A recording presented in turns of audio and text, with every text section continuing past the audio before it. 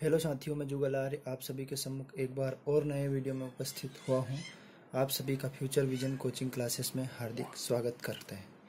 हम वीडियो की नई कड़ी को आगे बढ़ाते हुए फिजिक्स के कुछ महत्वपूर्ण प्रश्न कवर कर रहे हैं, जो कि कक्षा 12वीं चैप्टर 2 के प्रश्न क्रमांक 12वें को आज कवर करने वाले हैं। तो 12वां प्रश्न आप सभी का ज़्यादा समय ना लेते हुए मैं पढ़ता हूँ। अगर वीडियो आपको पसंद आए तो ज़्यादा से ज़्यादा लाइक, सब्सक्राइब और शेयर अवश्य करें। बेल आइकन को दबाना ना भूलें ताकि नई अपडेट आपको मिलती रहे। तो ये है, संधारित्र के संयोजन के लिए व्यंजक की स्थापना कीजिए। तो इसको दो पार्ट में बनाया गया है, एक तो श्रेणी क्रम संयोजन और एक समांतर क्रम संयोजन। तो पहले हम श्रेणी क्रम संयोजन के बारे में पढ़ेंगे। तो तीन संधारित्र जिनकी धारिताओं के बारे में पढ़ा हमने, C1, C2 और C3। C1, C2 और C3 इनकी धारिताएं हैं। तो ये धारिताएं, ये C3 है यहाँ पर। C1, C2 और C3 इनकी धारिताएं हैं जिन्हें श्रेणी क्रम में संयोजित किए गए हैं। तुल्य धारिता के लिए व्यंजक की स्थापना कीजिए अथवा सिद्ध कीजिए कि 1/C बराबर 1/C1 plus 1/C2 plus 1/C3। अथवा और प्रश्न भी लिख सकते हैं इसका, अथवा तीन संधारित्र श्रेणी क्रम संयोजन में तुल्य धारिता का व्युत्क्रम प्रत्येक की धारिता का योगफल के बराबर होता है। व्युत्क्रम मतलब उल्टा, तीन संधारित्र जो व्युत्क्रम है और व्युत्क्रम ही उसकी धारिता है, तुल्य धारिता मतलब कुल धारिता के योग के बराबर होता है। इस प्रकार से सिद्ध करना। तो सबसे पहले हम इस व्यंजक को सिद्ध करने से पहले इसके डायग्राम को समझते हैं, इसके चित्र को समझते हैं कि श्रेणी क्रम किस प्रकार से संयोजित किया जाता है। तो श्रेणी क्रम में संयोजित करने के लिए जैसे एक संधारित्र प्रूफ करते हैं, इसको डायग्राम बनाते हैं। ये संधारित्र आपका, तीन संधारित्र बनाने हैं। जैसे सबसे पहले इस पर आवेश दे दिया हमने Q, या सभी जगह पे प्लस प्लस आवेश रहेगा। इस साइड में इसका आवेश आ जाएगा माइनस, और ये पहला संधारित्र जिसको नाम दिया C1। दूसरे संधारित्र को जोड़ दिया इससे, पहला संधारित्र C1 हो जाएगा। फिर दूसरा संधारित्र हमारा जोड़ते हैं इससे, C2 हो जाएगा। इस पर आवेश वैसा का वैसे आवेश, जैसे मान लो यहाँ पर Q दिया था तो ये प्लस Q हो जाएगा, इधर आवेश हो जाएगा माइनस Q। फिर लगा सकते हैं इसके इनके अंदर आवेश, जैसे ये प्लस, इधर ये माइनस। फिर इसको ये C1 दिया था, इसको C2 नाम दे देंगे। तीसरा संधारित्र फिर जोड़ देते हैं, इस पर प्लस Q आवेश दिया, इस पर माइनस Q आवेश, जैसे इसके अंदर पूरे के अंदर प्लस और माइनस, ये C3 संधारित्र हो जाएगा। इन सभी का संबंध हो जाएगा पृथ्वी से। इन पर विभव V1, V2 और V3 इन पर विभव हो जाएगा। तो अब इसके नीचे, चित्र के नीचे, डायग्राम के नीचे हमें लिखना है कि चित्र किसके लिए है? संधारित्र के लिए। संधारित्रों का श्रेणी क्रम संयोजन। अब जब इसको प्रूव करते हैं तो इसके बारे में लिखते हैं कि माना तीन संधारित्र, या माना तीन संधारित्र क्रमशः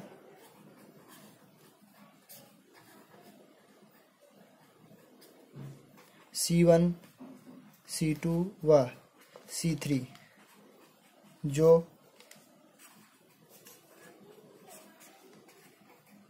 श्रेणी क्रम में संयोजित है। इन पर लगने वाला विभव क्या हो जाएगा? विभव क्रमशः V1, V2 व V3 है। इन पर विभव V1 व V2, V3 और डिटेल लिखना चाहे तो हम लिख सकते हैं कि C1 संधारित्र पर प्लस आवेश दिया जाता है और वो आवेश प्रेरित होकर दूसरी वाली प्लेट पर माइनस आवेश दिया जाता है। फिर C2 संधारित्र पर प्लस आवेश, फिर माइनस, ऐसे लिख सकते हैं। और तीसरी प्लेट का, C3 संधारित्र की प्लेट का संबंध पृथ्वी से किया जाता है, तो पूरा आवेश कहाँ चला जाता है? पृथ्वी के अंदर चला जाता है। अब इसको आगे बढ़ाते हैं। तो जब हमारे पास आवेश है तो आवेश हम तब संयोजन में विभवांतर या कुल विभव लिख सकते हैं। तो कुल विभव हमारा होगा तब कुल विभव। तो कुल विभव हो जाएगा V बराबर V1 plus V2 plus V3। इसको चाहे तो हम इक्वेशन फर्स्ट दे सकते हैं धारिता की परिभाषा से। धारिता की परिभाषा से तो धारिता की परिभाषा क्या है? C बराबर Q अपॉन V। अब यहाँ पर हमें V की जरूरत है, तो मतलब V का मान निकालना है। तो V ये हो जाएगा, इधर हम लेके जाएंगे इसको, V इधर ले जाएंगे, C यहाँ ले आएंगे, तो V बराबर Q अपॉन C हो जाएगा।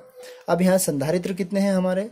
C, यानी कि 3 संधारित्र है, तो हमें, और V भी 3 है, विभव 3 विभव, तब विभव के हम मान बनाएंगे। तो V1 बराबर, आवेश समान रहेगा तो आवेश ऐसा कैसे रहेगा? ये हो जाएगा C1 इसके हिसाब से, इस फार्मूले के अनुसार। फिर V2 बराबर Q अपॉन C2, फिर V3 बराबर Q अपॉन C3, इस प्रकार से। अब ये V1, V2 और V3 के मान, अब हम V1, V2 व V3 के मान समीकरण 1 में रखने पर, समीकरण 1 क्या है हमारा? V बराबर V1 plus V2 plus V3 है। अब इसमें V1, V2 के मान रखेंगे, तो V1 का मान है Q अपॉन C1, ये V2 का मान है Q अपॉन C2, और V3 का मान है Q अपॉन C3। अब समान आवेश है तो समान आवेश, इसका आवेश कॉमन ले लेंगे हम, या फिर हम जानते हैं, क्या जानते हैं? चूंकि V बराबर Q अपॉन C ये जानते हैं, तो V की जगह पे Q अपॉन C रख देंगे, ये वाले V की जगह पे धारिता की परिभाषा से। तो ये हो जाएगा Q अपॉन C बराबर, Q यहाँ से कॉमन निकाल लेंगे, तो ये हो जाएगा आपका, ये हमने धारिता की परिभाषा से Q अपॉन C V की जगह पे रख दिया, Q यहाँ से कॉमन निकाल लिया, ये 1 upon C1 plus 1 upon C2 plus 1 upon C3। ये Q से Q क्या हो जाएगा? कैंसिल हो जाएगा, तो ये बचेगा 1 upon C1 plus 1 upon C2 plus 1 upon C3। तो हम कह सकते हैं कि तुल्य धारिता का व्युत्क्रम संधारित्र की धारिताओं के व्युत्क्रम के योग के बराबर होता है। यही श्रेणीक्रम संयोजन में धारिता के लिए व्यंजक है। अब इसका अगला पार्ट है समांतर क्रम।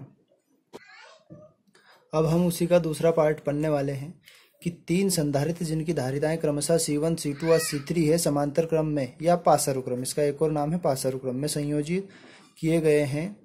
तुल्य धारिता है ना, उसकी धारिता के लिए व्यंजक की स्थापना कीजिए अथवा सिद्ध कीजिए कि C बराबर C1 plus C2 plus C3। तो अब इसको प्रूव करते हैं।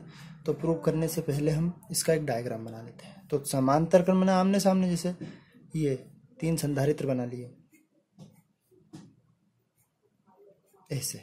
अब इनकी धारिताएं, जैसे मान लो ये C1 है, C2 है और ये C3 है। इस पर यहाँ पर Q आवेश दिया गया, तो इसको आवेश को Q1, Q2 और Q3। अब मान लो इनका संबंध, जैसे ये एक बिंदु दे दिया हमने, एक बिंदु, ये मान लो A बिंदु दे दिया, A बिंदु पर मान लो ये प्लस Q आवेश, तो ये सारे Q1 कैसे हो जाएंगे? प्लस प्लस के Q1 हो जाएंगे। फिर इधर भी जुड़े हुए हैं, तो इस साइड भी जुड़े होने से ये तीनों का संबंध। अब मान लो इसको B बिंदु दे दिया, अब ये B बिंदु है, ये B बिंदु का संबंध पृथ्वी से कर दिया गया, तो संपूर्ण आवेश प्रेरित होकर जो इधर वाला प्लस का आवेश इधर आएगा जो। अब इस पे मान लो माइनस का भी लिख सकते हैं, ये माइनस का Q1, माइनस का Q2 और ये माइनस का Q3। माने 3 संधारित्र है जिन पर प्लस और माइनस आवेश दिए गए हैं, और उनकी समांतर क्रम में उनकी तुल्य धारिता के लिए व्यंजक ज्ञात करना। अब इस डायग्राम के नीचे हम क्या लिखते हैं? इस डायग्राम का नाम लिखते हैं। तो डायग्राम क्या है हमारा कि संधारित्रों का समांतर क्रम संयोजन। अब हम इसमें लिखते हैं, माना 3 संधारित्र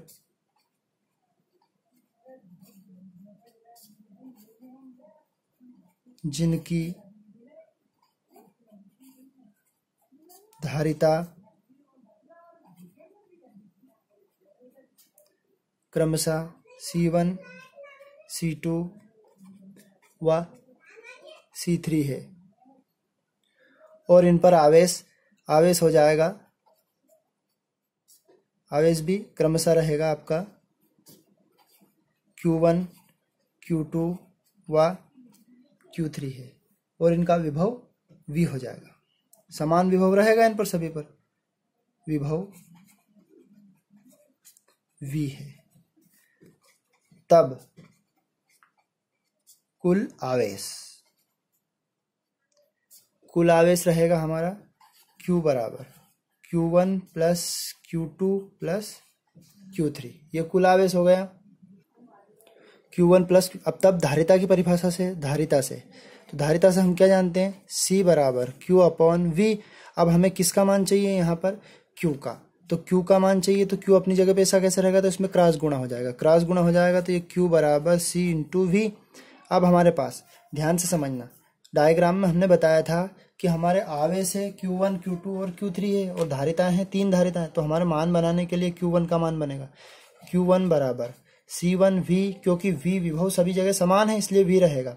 फिर ये Q2 C2V, और ये हो जाएगा Q3 बराबर C3V।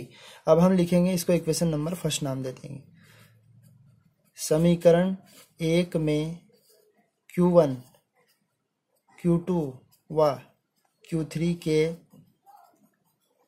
मान रखने पर, समीकरण नंबर 1 में Q1, Q2 और Q3 के मान, तो समीकरण नंबर 1 है हमारा Q बराबर Q1 plus Q2 plus Q3, ये वाला।